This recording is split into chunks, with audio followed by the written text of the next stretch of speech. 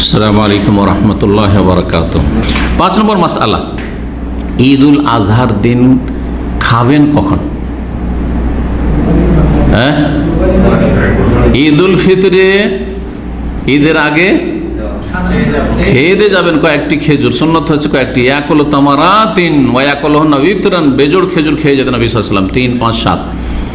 আর পক্ষান্তরে ঈদুল আজহায় বাসি পেটেই থাকবেন, খালি পেটে থাকবেন, কিছু খাবেন না। সেই দিনের গুরুত্বপূর্ণ ইবাদত কোরবানি করবেন, কোরবানি জবাই করে কোরবানি গোশত থেকে খাবেন।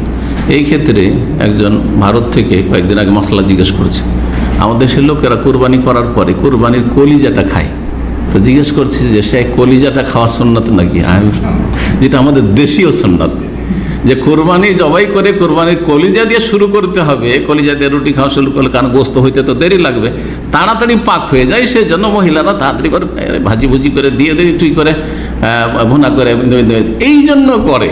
দেশীয় সুন্নাত, এটা শরীয়তি সুন্নাত নয়। তাহলে এই কলিজা খাওয়াটা যে কিছু খান আপনি।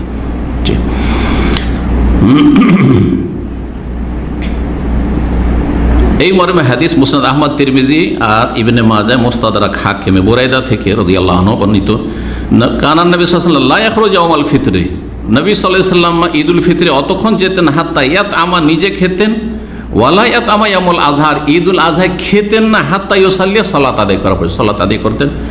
অন্য রিওয়ায়াতে রয়েছে যে তারপরে কোরবানিতে ঠিক খাওয়া।